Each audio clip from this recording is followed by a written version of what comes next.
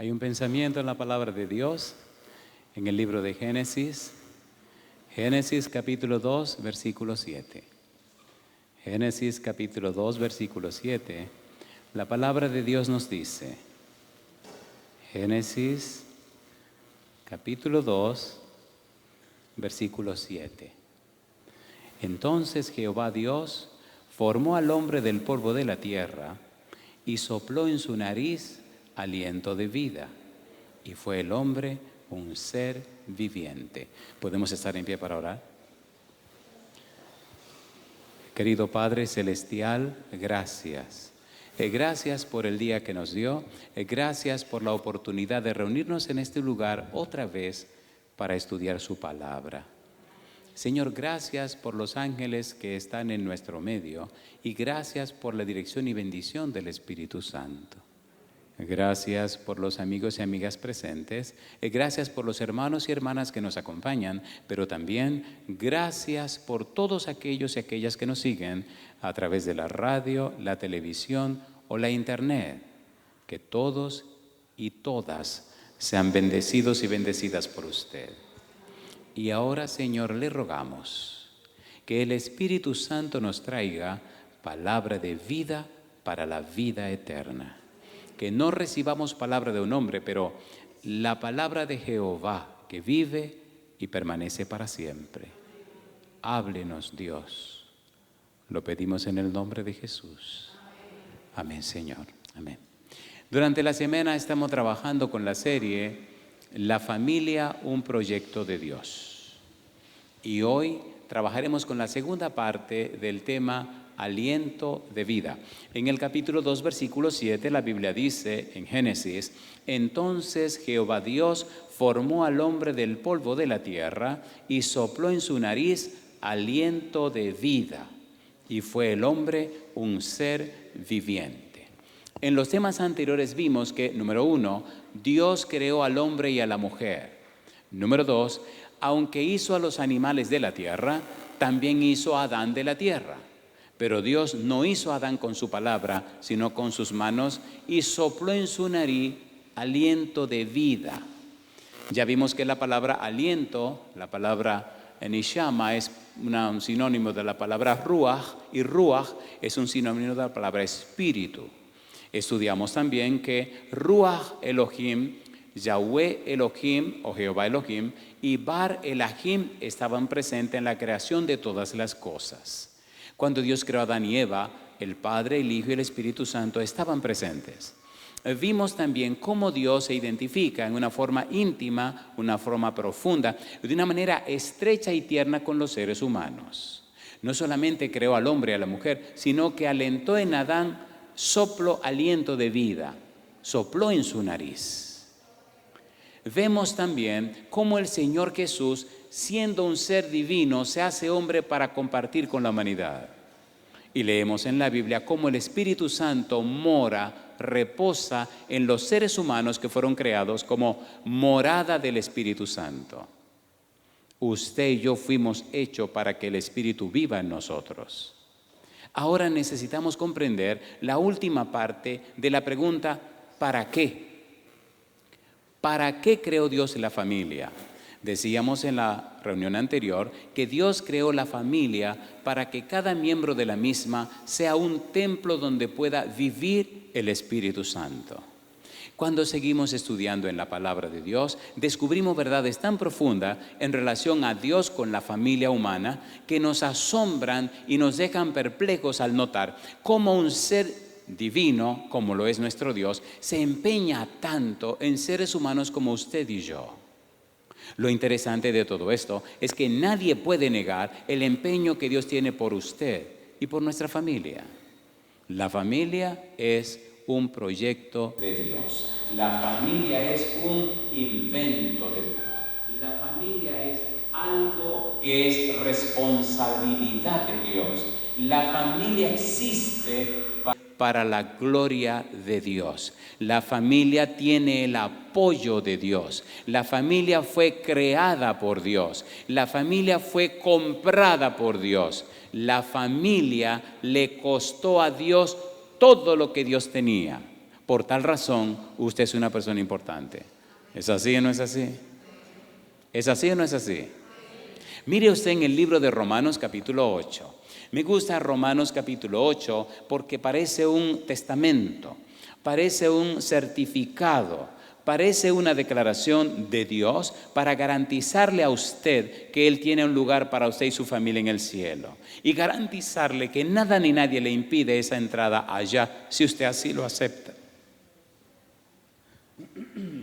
Romanos capítulo 8, versículo 33. Dice el verso 33. ¿Quién acusará a los escogidos de Dios? Y responde: Dios es el que justifica. Y pregunta: ¿quién es el que condenará? Y responde: Cristo es el que murió, más aún, el que también resucitó. Y añade: el que además está a la diestra de Dios, el que también intercede por nosotros. En otras palabras, aunque el pecado entró y con el pecado la muerte, cuando Cristo entró, entró la vida. Aunque eres pecador, aunque fallaste, tengo buenas noticias. Yo pagué el precio del pecado. Tengo buenas noticias. Yo resolví el problema del pecado. Tengo buenas noticias. Estoy esperando por ti aquí en la casa. ¿Resolvió Dios el problema del pecado, sí o no? A ver, sí o no.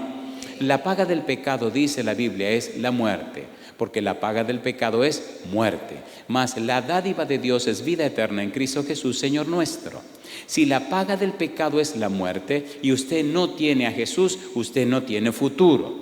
Si la paga del pecado es la muerte y usted tiene a Jesús, usted tiene todo el futuro. Por eso dice: ¿quién acusará a los escogidos de Dios? Dios es el que justifica. ¿Quién los condenará? Cristo es el que murió, más aún el que resucitó, el que además está a la diestra de Dios, el que también intercede por nosotros. En otras palabras, no hay nada ni nadie que impida que se haga la voluntad de Dios en tu vida.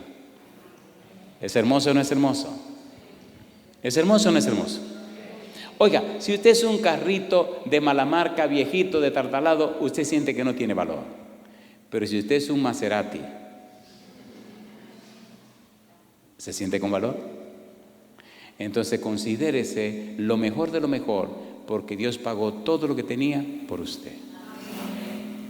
El que no escatimó ni aún a su propio Hijo, sino que lo entregó por todos nosotros, pregunta Pablo, ¿cómo no nos dará juntamente con Él todas las cosas? ¿Cuánto dará por nosotros? Todas las cosas. ¿Tiene usted valor o no tiene valor? ¿Tiene valor o no tiene valor? A ver, ¿tiene valor o no tiene valor? Cuando usted dice amén, está diciendo una de las palabras más grandes que hay en la Biblia. Amén es una variante de amán. Amán es un verbo hebreo que significa firmeza, certeza, certidumbre, confianza, seguridad. Amán es la clave de la palabra fe. Amén. Sin embargo, cuando usted dice amén, usted se está comprometiendo porque está diciendo: yo me comprometo a creer en Dios. Amén. Y la otra palabra es emuna, que significa fidelidad. Usted se compromete a serle fiel a Dios. ¿Acepta el desafío? A ver cuántos lo aceptan sinceramente. Alabado sea Dios. Le tengo buenas noticias. Primera Tesalonicenses capítulo número 5, versículos 23 y 24. No se angustie, ríndase al Señor, que Él tiene poder para hacerlo fiel. Él tiene poder para hacerla fiel. Dios tiene poder para hacer con usted y en usted lo que usted no puede por usted mismo. Dice el versículo número 23.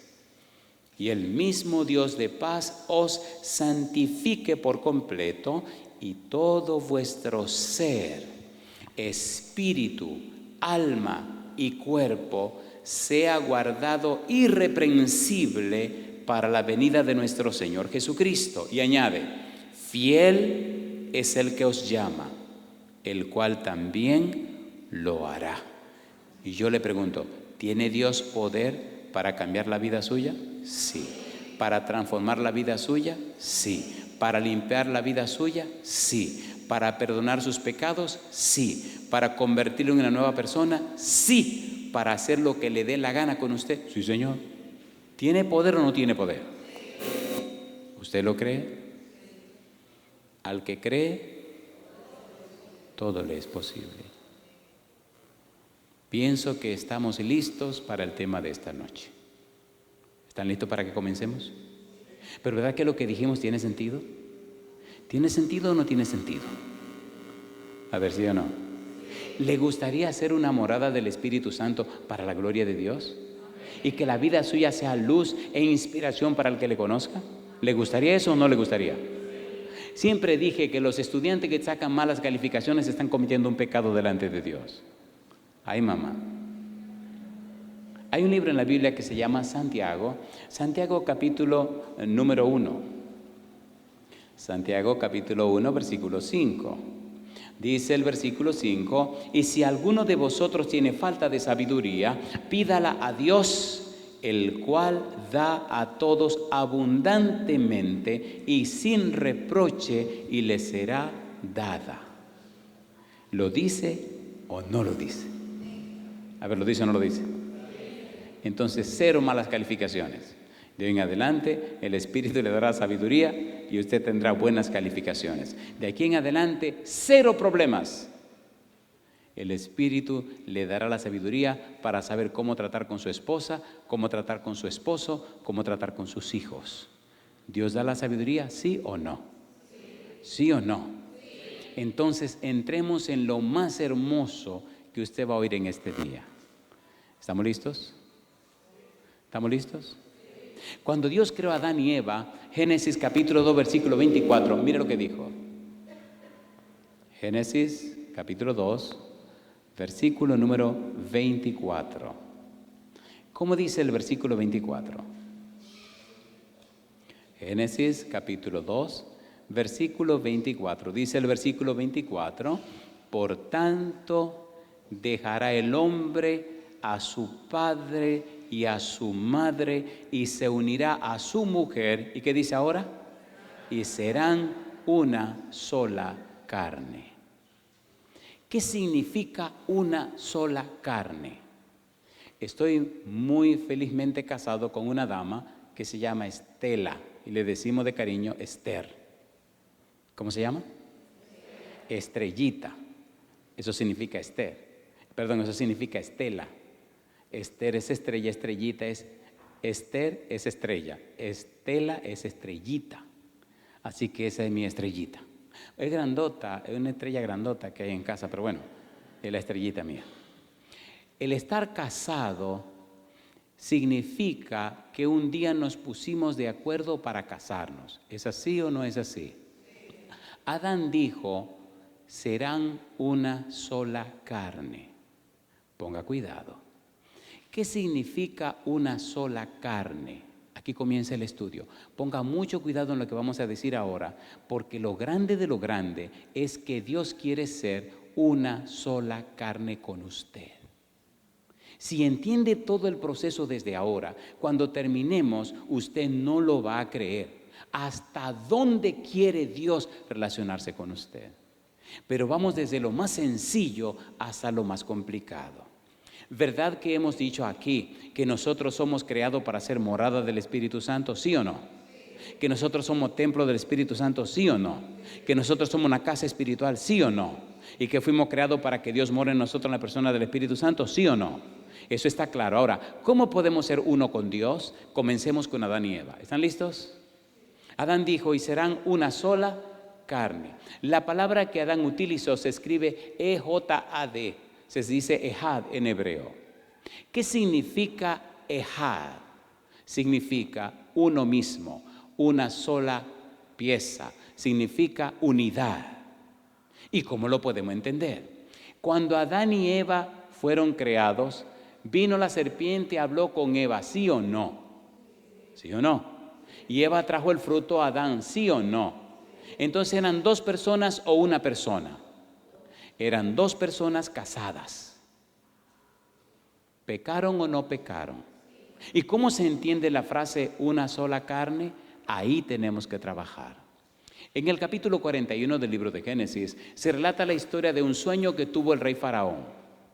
¿Cuántas vacas aparecían en el sueño de Faraón? Dice en el primer sueño que había 7 vacas hermosas y 7 vacas flacas, feas.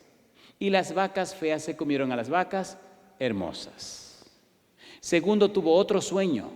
Y en el sueño aparecían una mata de trigo con 7 espigas hermosas. Y apareció otra fea que se comían las espigas hermosas. ¿Cuántos sueños son? ¿Cuántos sueños son? Génesis capítulo 41. Mire usted lo que dice José cuando interpreta el sueño de Faraón. Génesis capítulo 41. Mire lo que dice José. Versículo 25. Dice el versículo 25. Entonces respondió José a Faraón. El sueño de Faraón es, ¿qué cosa dice? Uno mismo. Dios ha mostrado a Faraón lo que va a hacer. El sueño de Faraón es Ejad. ¿Cuántos sueños son? 2. ¿Cuánto significado tienen los 2 sueños? 1. De manera que Dios dice que usted y él deben ir en la misma dirección, en el mismo sentido y componer una unidad. Adán dijo, por tanto el hombre dejará a su padre y a su madre y se unirá a su mujer y serán Ejad. Tendrán el mismo propósito, el mismo fin, la misma meta. Estarán unidos para cumplir una misión. ¿Se entiende la idea? ¿Se entiende o no se entiende? El Padre, el Hijo, el Espíritu Santo, Ruach Elohim, Jehová Elohim, Bar Elohim, componen la familia Elohim, ¿sí o no? ¿Sí o no? En Génesis capítulo 1, versículo 1, ¿qué cosa dice? En el principio creó Elohim los cielos y la tierra. ¿Qué es Elohim? Un nombre plural. ¿Cuántas personas componen a Elohim? 3 personas. Ruach, Jehová y Bar Elohim. ¿Están unidos? Sí. ¿Tienen el mismo propósito? Sí. ¿La misma meta? Sí. ¿El mismo fin? Sí. Mira lo que dice Deuteronomio capítulo 6, versículo 4.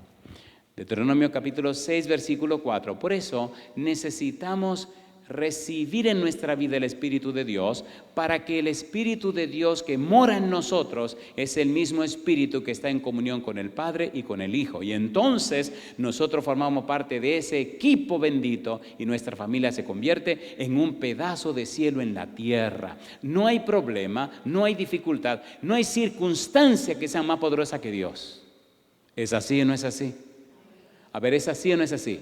El problema está cuando estamos vacíos de Dios. El problema está cuando no estamos conectados con Dios. El problema está cuando no podemos ser bendecidos por Dios. Y esa es la solución que necesitamos recibir en esta semana. Deuteronomio capítulo 6, versículo 4, lo que se conoce en el pueblo judío como la Shema Israel. Dice el versículo 4. Oye Israel, Jehová nuestro Dios, ¿qué cosa dice? Jehová, ¿cómo dice ahora? Jehová uno es. Mi pregunta, Elohim, ¿es un solo gobierno, sí o no? Sí. Elohim está compuesto por 3 poderes, Padre, Hijo, Espíritu Santo, ¿sí o no? Sí. Por tal razón, el gobierno divino, Elohim, nos da una idea de lo que debe ser la familia. ¿Debería papá y mamá y los hijos estar tan unidos en los principios de Dios que tengan el mismo plan, la misma meta, el mismo fin y prosigan hacia el mismo fin, sí o no? Si nosotros aprendiéramos de la familia celestial en nuestro hogar, los problemas se minimizarían. Cuando el hombre y la mujer pecaron, en el cielo ya había un plan de rescate. La Biblia dice, el plan que fue botado, que fue lanzado, dice, el cordero que fue inmolado desde antes de la fundación del mundo. En el gobierno divino, antes de crear la tierra, antes de hacer todo, siendo que son omniscientes y todos lo saben, habían determinado rescatar a la humanidad. Desde antes de hacerla. Y usted dirá, ay, ¿por qué no cancelaron el proyecto? Porque Dios no es humano, como usted y como yo, ni es mezquino como nosotros somos mezquinos. Dios se hizo hombre, pero antes de la eternidad y por la eternidad ama siempre a sus criaturas. ¿Ha corrido Dios la suerte con nosotros el problema del pecado, sí o no? A ver, ¿sí o no? ¿Se hizo Jesús hombre, sí o no? ¿Murió clavado en una cruz, sí o no? ¿Sufrió o no sufrió? El Señor no da un paso atrás. Cuando Él dice, haré feliz a mi familia, Él pone la cabeza sobre la mesa, pone la cabeza en la balanza. No me importa lo que me cueste. Ellos van a vivir aquí con nosotros por la eternidad y serán felices para siempre, aunque me cueste todo. Yo creo en ese Dios. Y las pruebas están en la Biblia. Y ese fue el que se inventó la familia. El egoísmo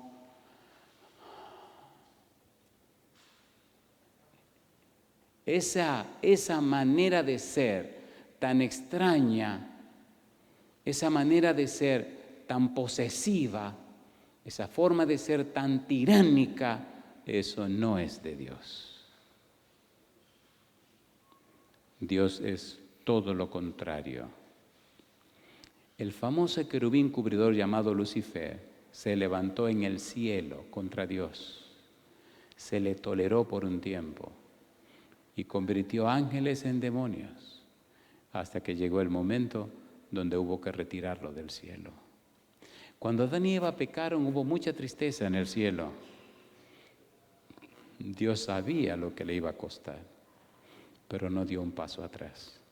Cuando Jesús estaba en el monte Getsemaní, 3 veces oró diciendo lo siguiente: Padre, si es posible, pase de mí esta copa, pero no se haga mi voluntad, sino la tuya. ¿Cuál era la voluntad de Dios? Salvar a la humanidad. ¿Cuál era la voluntad de Dios? Que el universo entero entendiera que el pecado no tiene razón de ser. ¿Cuál era la voluntad de Dios? Restaurar y restablecer el orden en todo el universo. ¿Cuál era la voluntad de Dios? Pagar el precio del pecado. ¿Cuál era la voluntad de Dios? Que el pecado dejara de ser para siempre. ¿Cuál era la voluntad de Dios? Pagar con su propia vida el precio del pecado para dar seguridad y garantía a sus criaturas por la eternidad. Y yo le pregunto, ¿tenemos que creer en un Dios así? ¿Sí o no? A ver, ¿sí o no? Y ahora yo le pregunto, ¿y qué gana Dios con eso? ¿Se hace más Dios? No. ¿Gana algo a su favor? No. ¿Qué fue lo que ganó? Dolor, sufrimiento y muerte. ¿Lo hizo o no lo hizo? A ver, ¿lo hizo o no lo hizo? ¿Ama a Dios a su familia? La Biblia dice que sí. La pregunta ahora es, ¿cuánto se ama usted? Siendo que Dios ama tanto a su familia, usted tiene que aprender a amarse a sí mismo, para que con el amor que Dios le da, más el amor que usted tiene, la vida de la casa sea completamente distinta. ¿Tiene sentido esto o no tiene sentido? San Juan capítulo 10, versículo 30. Vamos a San Juan capítulo 10, versículo 30 y empecemos entonces el núcleo, el corazón, el centro de lo que tenemos que estudiar. San Juan capítulo 10, versículo número 30. Veamos hasta dónde quiere llegar Dios con la humanidad. San Juan capítulo 10, versículo 30. ¿Qué dice el versículo número 30? Dice el apóstol Juan, San Juan capítulo 10, versículo 30, registra las palabras del Señor Jesús. ¿Qué dice el verso 30? Yo y el Padre, ¿qué cosa dice? Uno somos. ¿Recuerdan cuando Cristo estaba siendo bautizado? ¿Se acuerdan o no se acuerdan? ¿Se acuerdan que Cristo subió del agua, Juan lo levantó del agua? ¿Recuerdan cuando la voz habló del cielo que dijo, este es mi Hijo amado en quien mi alma tiene contentamiento? ¿Recuerdan que apareció la presencia del Espíritu Santo en forma de paloma? ¿Se acuerdan o no se acuerdan? Hubo una teofanía, una manifestación de Dios. Jesús sube del agua, Dios Hijo, el Espíritu Santo viene en forma de paloma y el Padre habla desde el cielo. Allí está la manifestación de los tres. Sin embargo, Cristo dice aquí en el capítulo 10, versículo 30, yo y el Padre, ¿qué cosa? Uno somos. ¿Qué nos está diciendo Jesús? ¿Se acuerdan ustedes de Adán y Eva? ¿Era una persona o dos personas? ¿Era una persona o dos personas? Dos personas. ¿Se acuerdan de la familia Elohim? ¿Era una persona o tres personas? Tres personas. Ruach, Jehová, y Bar Elohim. Y ahora Cristo dice, yo y el Padre uno somos. Es muy importante entender esto. Cuando usted entiende lo que vamos a decir a partir de ahora, entonces su vida cristiana cobra sentido y valor. Hasta que usted no entiende el valor que usted tiene porque Dios se lo dio, hasta que no comprende cuánto vale usted, usted no vivirá a la altura de lo que Dios espera. ¿Conocen una película que se llama Johnny Lingo? Bueno, si no la conocen, se la recomiendo. Hay un lugar en la isla del Pacífico que cuando usted se iba a casar con una mujer tenía que pagar por ella. Escuche bien, vea la película, se la recomiendo. Una mujer vivirá a la altura del valor que ella siente que tiene. Si piensa que no vale, entonces hay problemas. Y escucha la historia ahora. ¿Cómo se llama la película? Johnny Lingo. Ya tiene una buena excusa para ver una película, ¿no? Mírela, se reirá, pero verá qué interesante está la trama de esa película. En esa isla del Pacífico, la usanza era que cuando usted se iba a casar con alguien tenía que pagar la dote matrimonial. Y en la isla las mujeres se sentían valiosas porque habían pagado una vaca para casarse con ella. La vaca se le pagaba al papá de la muchacha. Así que si usted era una mujer que habían dado 2 vacas por usted, ahí mi madre, usted era, olvídese, un Mercedes-Benz. Pero si habían dado más de 2 vacas, pues usted seguía en rango. Así que las mujeres se sentían importantes en función de cuántas vacas dieron por ella. En la isla había una muchacha que se llamaba Mahana. ¿Cómo se llamaba? Que era bien, yo iba a decir bien fea, pero no voy a decir eso. Que no era tan hermosa. No era tan hermosa. Ponga cuidado a esta lección porque es parte de lo que estamos diciendo. Pero había un tipo llamado Johnny Lingo que desde niño se enamoró de Mahana. Crecieron, él trabajó, se hizo comerciante, se hizo rico y vino un día a hablar con el papá de Mahana porque le iba a proponer casarse con ella. El papá de Mahana buscó un consejero y empezaron a discutir qué iban a pedir por Mahana. Recuerde que una vaca es lo más poquito que se puede pedir, porque no hay media vaca. Entonces le dice el consejero que si él iba a pedir una vaca por Mahana. Y el papá dice que, ¿cómo? O sea, ¿cómo pido yo una vaca por esta muchacha? Porque era un poco fea la muchacha, no. Usted verá la película, usted la va a ver. Entonces, ¿qué ocurre? Que Mahana está encima en un árbol oyendo lo que están dialogando. Y la conversación se tornó un poco violenta y belicosa. Y decidieron pedir una vaca, porque eso es lo último que se puede pedir. Y la pobre muchacha le dice que por ella no iban a pagar ni siquiera una gallina, porque ella también tenía su autoestima en el suelo. Ahora, déjeme hacerle una pregunta aquí. ¿Cómo anda la autoestima suya? Es muy importante que usted sepa cuánto vale usted. Hace algunos años se decía que con todo lo que se puede sacar de un cuerpo humano se podían hacer $37. No sé cuántos dólares se pueden hacer ahora. Pero le tengo buenas noticias. Dios pagó con su vida por usted. ¿Es usted una persona valiosa? Oiga el resto de la historia. Llegó Johnny Lingo para negociar su matrimonio con Mahana. Y entonces se sentó con el padre de Mahana y con el asesor del padre de Mahana. ¿Cuántas vacas quieren por Mahana? Y se empezaron a mirar aquellos dos. Y no sabían qué decir.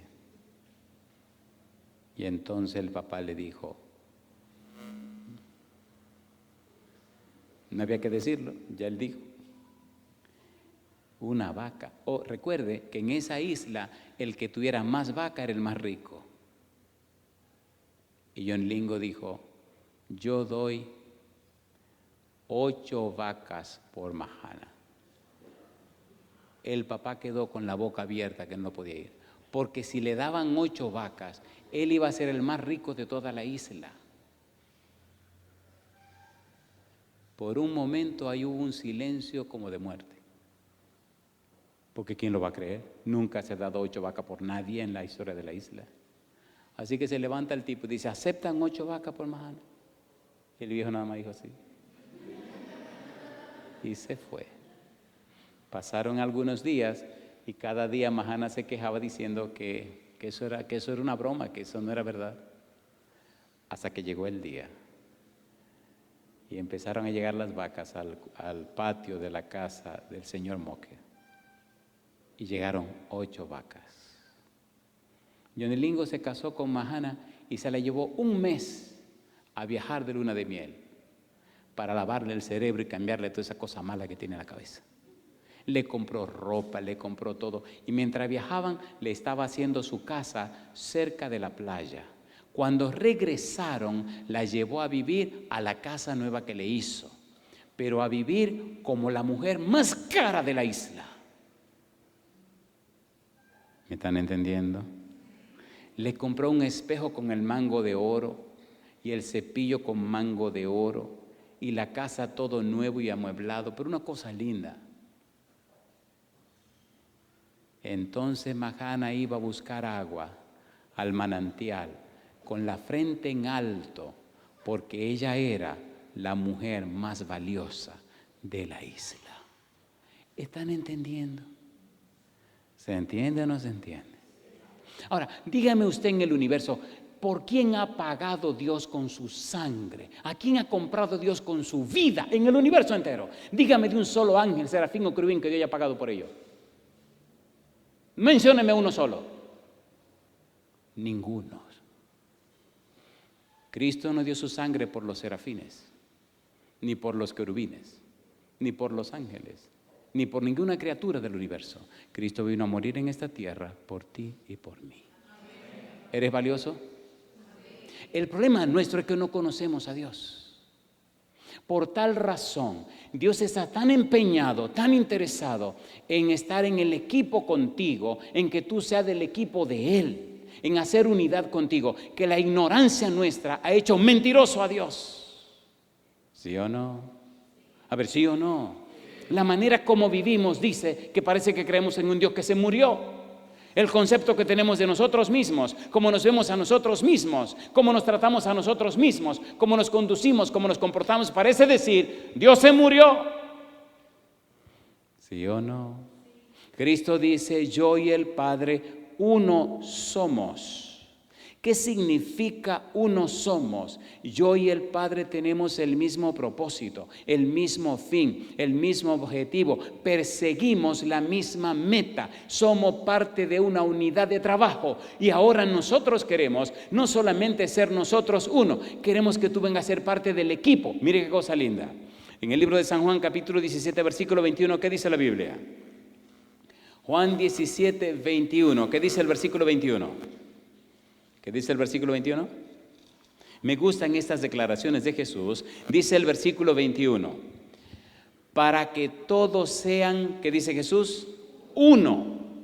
Como tú, oh Padre, en mí y yo en ti, que también ellos sean uno en nosotros, para que el mundo crea que tú me enviaste. ¿Cuándo la gente creerá en Jesucristo? Cuando usted sea uno con Dios. Y cuando usted sea uno con Dios, usted pensará distinto, usted actuará distinto y su vida será diferente. ¿Sí o no? A ver, ¿sí o no? Oiga, una vez estábamos en una actividad y estaba un embajador de Canadá.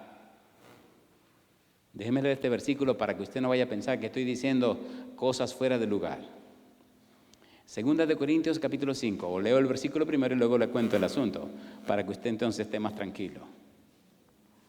Segunda de Corintios capítulo 5, versículo 20. ¿Usted cree en la Biblia, verdad? ¿Usted cree en la Biblia o no cree en la Biblia?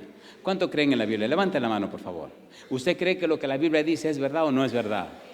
Oiga, ¿a que no creen algo que le voy a leer? Esto lo van a creer, pero lo que le voy a leer después van a empezar a patinar. ¿Están listos? A mí me encanta la Biblia porque la gente a veces no quiere creer ni puede creer lo que la Biblia dice. ¿Miente Dios? No. Versículo 20. ¿Qué dice el versículo 20? Segunda de Corintios 5, 20. ¿Cómo dice? Así que, ¿qué dice ahora? Somos embajadores en nombre de Cristo, como si Dios rogase por medio de nosotros. Os rogamos en nombre de Cristo. ¿Qué cosa? Reconciliaos con Dios. Ahí dice que somos embajadores, ¿sí o no? A ver, ¿lo dice o no lo dice? Bueno, pues cuando llegó el embajador de Canadá, se encontró con el embajador del reino celestial. ¿O no? A ver, ¿sí o no? Lo único que el embajador de Canadá no tenía nada que decir. Habían invitado al embajador celestial para que hablara. Yo estaba más asustado que un chivo. Usted no tiene idea lo asustado que yo estaba. Era mi segunda experiencia en el ministerio. Fue aquí en este país, en Puerto Plata.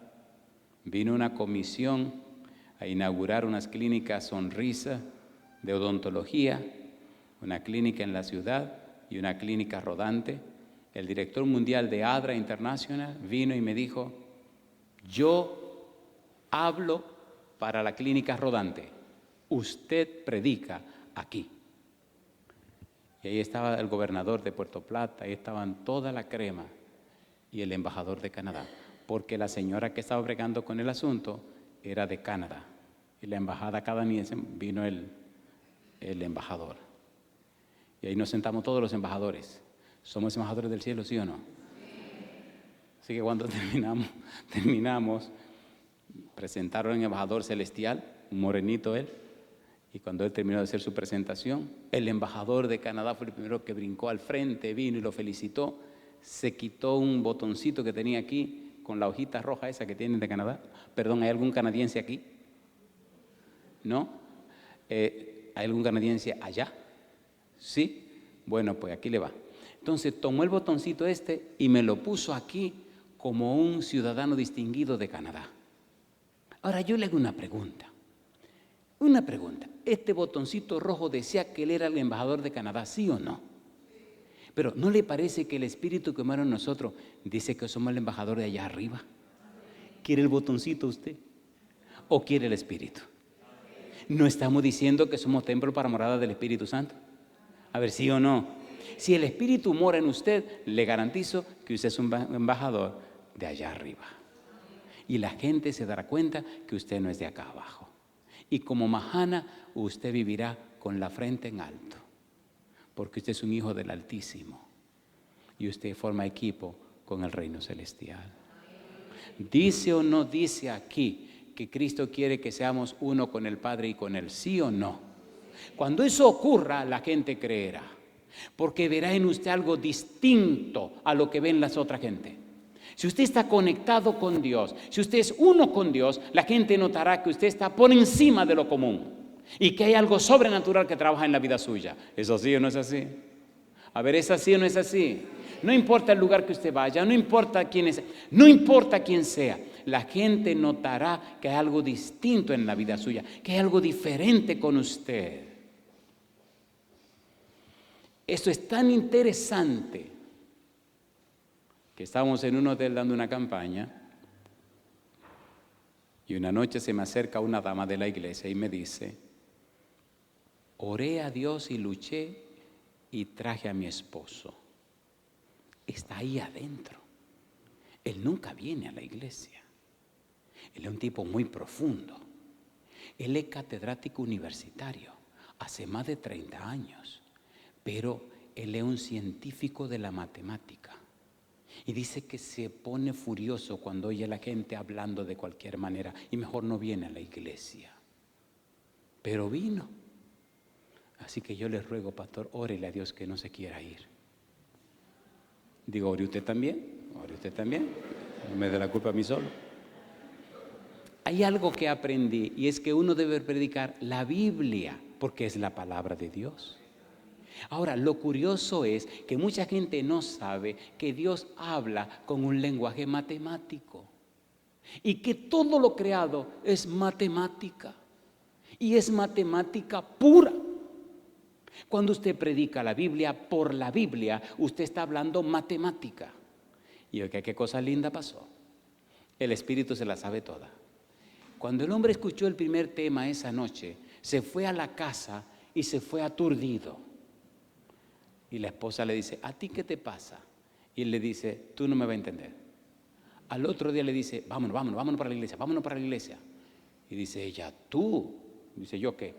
¿Tú quieres volver a la iglesia? Claro, tú me invitaste. Tú no vas. Si tú no vas, quédate, pero yo me voy. No, yo voy también. Vino la segunda noche, vino la tercera noche, vino la cuarta noche. Y entonces la quinta noche le dice a la esposa, dímele al pastor que hoy no puedo ir porque tengo que dar un examen final, pero que mañana yo estoy ahí. Y entonces, no sé aquí, pero allá las mujeres son muy curiosas. Aquí me dicen que no, que las mujeres ya perdieron la curiosidad.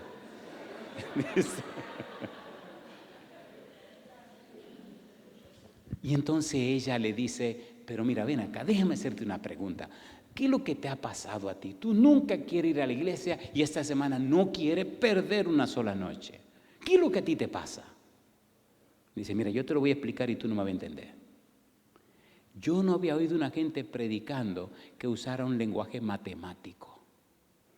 ¿Cómo el lenguaje matemático? Está predicando con la Biblia. Mira, Biblia o no Biblia, todo lo que él dice es pura matemática. Te organiza las cosas matemáticamente. Te explica las cosas con principios matemáticos. Te explica las palabras con matemática. Te dice el significado de las palabras con matemática y te bloquea y te organiza y te bosqueja todo matemáticamente y al final todo cae exactamente donde comenzó. Explícame tú eso. Dice ya, yo no sé. Yo te dije que tú no ibas a entender. Ahora, yo le hago una pregunta a usted. ¿Está el Espíritu detrás de todo esto? ¿Sí o no? A ver, ¿sí o no? Entonces, enfoquémonos en lo que Dios dice, creámosle a Dios y dejemos que Dios sea Dios y Él se encargará del resto. ¿Lo hace o no lo hace? ¿Le gustaría a usted ser uno con Dios y uno con Jesús? ¿Le gustaría ser de ese equipo a usted? Hay tantas historias que le puedo contar de cosas que son increíbles, cómo Dios las hace. Hay una ciencia que se llama la ciencia del conocimiento. Epistemología se llama. Conocí a un doctor en esa ciencia. Conocí a un decano de esa ciencia. Conocí a un instructor de esa ciencia. Conocí a un individuo que viaja por todo el mundo enseñando eso. Se llama cómo aprender a investigar. El conocimiento de la ciencia de la investigación. Y aunque usted no lo crea, una vez fue cristiano. Hubo una situación y se retiró de la iglesia. Esta historia me gustaría dejársela para mañana porque nos queda poco tiempo. Así si usted la quiere tiene que venir mañana. Dejemos algo para mañana porque como la película continuará, así usted tiene que volver al día siguiente. Y este señor vino a una ciudad en un país del sur. Vino porque alguien le invitó y vino. Mira que ahí hay un dominicano que vino a predicar. Un dominicano, sí. Y queremos que tú vengas para oírlo. Yo voy y vino. Y oyó el primer sermón. Al otro día volvió. Recuerdo que siempre se quedaba así al fondo, oyendo como el que no quiere la cosa. Y entonces a un doctor del grupo le dijeron quién era. Y el doctor fue a emplazarlo. Y el tipo sacó todos sus poderes y me hizo pedazo al doctor. Porque el tipo es especialista en su asunto. Al día siguiente un abusador vino y le dijo que hablara con el predicador. Y él dijo, yo hablo con el predicador. Te hice una cita con el predicador. Lo que el abusador quería, el caballero quería, era que el tipo me agarrara a mí y me hiciera pedazos también. Lo que se olvidó ese picapleitos es que yo no peleo con nadie. A mí me gusta presentarle los principios de la Biblia a la gente, lo toman o lo dejan. Llegó el día. Yo no sabía el chisme. Terminó con una persona y la persona salió. Recuerdo que en ese lugar yo estaba atendiendo a la gente en la iglesia, en el salón, el doctor Di Francisco en otro salón, la doctora María Di Francisco en otro salón, y estábamos todos trabajando atendiendo a la gente. Cuando sale, allá viene este caballero. Y él viene y me mira y yo lo miro. Y me dice, ahora me toca a mí. Sí, como no, adelante. Y él entró, yo cerré la puerta, él va caminando y yo también. Y yo voy diciéndole, Dios mío, yo no sé quién es esta persona, yo no sé qué es lo que hay aquí. Por favor, cuídeme como siempre y diríjame como siempre. Porque déjeme hacerle una pregunta. ¿Sabe usted lo que va a pasar mañana? ¿Sabe usted el futuro? Entonces usted está trabajando y sirviéndole a Dios. Y llegamos y había una silla y había un banco. Le dejé el banco a él para que se acomodara mejor y yo me iba a sentar en la silla. Y entonces cuando nos vamos a sentar para hablar, él me mira y yo lo miro. Y él vuelve y me mira y yo lo miro. ¿Ustedes saben lo que es una gallera? ¿No saben lo que es una gallera? ¿Usted ha dado una gallera alguna vez? Pues yo sí. Cuando yo era niño, mi papá me llevaba todos los domingos. Y me encantaba ver cómo los gallos se ponían a mirarse. Y esta cosita les hacía así, ¡ran! ¿Han visto eso o no lo han visto? Los gallos cuando van a pelear, como que sacan las plumitas así y se quedan ahí tanteándose. Este me está tanteando, pero yo estoy mirándolo porque yo lo que estoy atendiendo es gente. Atendiendo personas que tienen problemas, personas que necesitan encontrarse con el Señor. Yo no sé lo que este tipo trae en su cabeza. Yo sé lo que yo tengo en la mía. Entonces él me mira como vamos a empezar a pelear. Y yo lo miro diciéndome, ¿y este infeliz qué le pasará? Y él me mira, ¿y tú cuáles son tus intenciones? Y yo lo miro, en lo que te puedo ayudar yo te voy a ayudar. Entonces él se confunde porque dice, yo estoy mirando a este como preparémonos para el pleito. Y yo lo que lo estoy mirando es, ¿qué le estará pasando a este pobre hombre? Y cuando él se me queda mirando los ojos, que me ve los ojos tan tranquilos y una vida como tan en paz, los ojos se le llenan de lágrimas, como quien dice, pero ¿y cómo le hago yo daño a esta pobre criatura si esta pobre criatura no está ni pensando en pelear? ¿Me están entendiendo? Si los ojos se le llenan de lágrimas y me dice, pastor, yo solo vine para que ore por mí. Digo, no te preocupes. Entonces está a tono con lo que yo estoy pensando. Yo estoy pensando que este infeliz tiene tantos problemas que necesita que oren por él. Digo, no te preocupes, vamos a orar, ven, vamos a arrodillarnos. Nos arrodillamos y le pongo la mano encima y empiezo a llorar yo también porque no sé qué le estará quejando a mi pobre amigo. Y empiezo a orar y a llorar por él y a pedirle a Dios. Él empieza a llorar también, qué cosa linda. Al rato el Espíritu viene, compadre, y le partió el corazón. Se sentó y me abrió su corazón. Y me contó su historia. Y me contó todo. Y me mencionó a su mamá. Y entonces le dije, ¿por qué no llama a la mamá y vamos a visitarla a la casa? ¿Usted se atreve? Claro, llámala y vamos para su casa. La llamó y le dijo, mamá, mira que vine y el predicador quiere ir a visitarte. Y la señora dice, a mí, si él quiere ir a la casa, aquí, sí que él quiere ir a la casa para hablar contigo, conmigo, sí mamá, pues tráelo. Cosa linda, me busqué al médico aquel que le mencioné y allá nos fuimos a la casa de la señora. Qué cosa linda, nos sentamos en un comedorcito pequeño de 4 sillas. Yo estaba sentado aquí estaba sentado mi amigo, el doctor, aquí estaba sentado el amigo y de frente a mí estaba sentada la señora. Hablamos como 4 viejitos que hacía 50 años que no se veían. Lloramos, nos reímos y pasamos una velada tan hermosa dirigida por el Espíritu de Dios. Nunca había tenido el privilegio de beber jugo de piña y también me brindaron piña. ¿Se imagina comiendo piña con jugo de piña? Y yo no me aguanté y se lo dije a la señora y nos pusimos todos felices. Cuando el Espíritu de Dios mora en tu vida, te hace uno con el Señor. San Juan capítulo 17, versículo 23, aterricemos. San Juan capítulo 17, versículo número 23. ¿Cómo dice el versículo 23? Yo en ellos y tú en mí, para que sean perfectos en unidad, para que el mundo conozca que tú me enviaste y que los has amado a ellos como también a mí me has amado. ¿Qué está diciendo Jesús? Jesús quiere que papá y mamá sean uno. Jesús quiere que papá, mamá y los hijos sean uno. Jesús quiere que los hermanos y las hermanas sean uno. Jesús quiere que papá, mamá, los hijos, los hermanos y las hermanas sean uno con Él y Él es uno con el Padre y con el Espíritu Santo. Jesús quiere que usted y yo seamos uno con el gobierno divino. ¿Es hermoso o no es hermoso?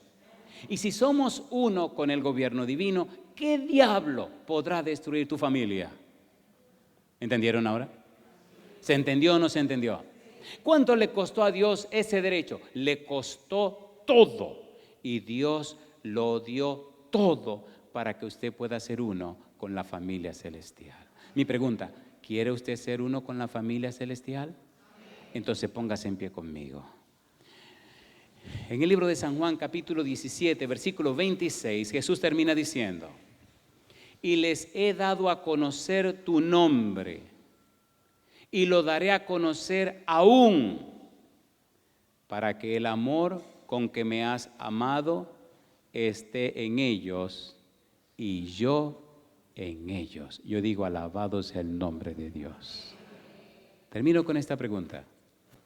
¿Te atreves a decirle sí a Dios para ser uno con Cristo en Dios? Y para que la gente que te conozca pueda decir que verdaderamente en ti mora el Espíritu Santo. ¿Te atreves o no te atreves? Bien, aquí viene el desafío. Ya oramos con los caballeros. Ayer oramos con las damas. Pero hay un trabajo especial que tiene que hacerse con las parejas. Si usted está aquí hoy y está acompañado de su esposa o de su esposo, levante la mano conmigo si hoy usted acepta ser como pareja uno con Dios en Cristo. Levante la mano conmigo. Alabado sea el nombre de Dios. Mantenga la mano levantada, por favor. Si usted es una persona joven, menor de 35 años, ¿se atreve usted hoy a tomar la decisión de ser uno con Cristo en Dios y de ser un embajador o una embajadora del reino de los cielos? Si usted dice sí, levante la mano conmigo. Alabado sea el nombre de Dios. Deje la mano levantada, por favor. No importa quién sea usted, miembro de iglesia o no miembro. Si en esta hora usted quiere permitir que el Espíritu de Dios more en su vida para que usted sea uno con Dios y dar a conocer su nombre, levante la mano conmigo y oremos. No importa el país donde usted esté, no importa el lugar donde se encuentre. Si usted está siguiendo esta programación y está escuchando este mensaje y le quiere decir sí a Dios, levante la mano conmigo y oremos. Querido Padre Celestial, gracias por darnos a Cristo Jesús. Gracias por su muerte en la cruz. Gracias porque aunque fue sepultado, al tercer día se levantó de la tumba. Gracias porque ahora, en este momento, intercede por nosotros en el reino de los cielos. Gracias por su palabra. Gracias por los ángeles, pero muchísimas gracias por el Espíritu Santo. Dios, en esta hora, con las manos levantadas, queremos pedirle que el Espíritu Santo descienda sobre nosotros y nos habilite y capacite para ser uno con Cristo en Dios. Y al tratar con las personas, el Santo Espíritu pueda manifestar su poder y llevarles a ellos salvación y vida eterna. Que en nosotros se refleje su santidad, que su luz brille en nuestro rostro, que a través de nosotros el agua de vida llegue hasta ellos, saciando su sed de salvación. Y que todos alcancen salvación en Cristo Jesús. Es nuestro anhelo y oración. Lo pedimos en el nombre de Jesús. Amén, Señor. Amén.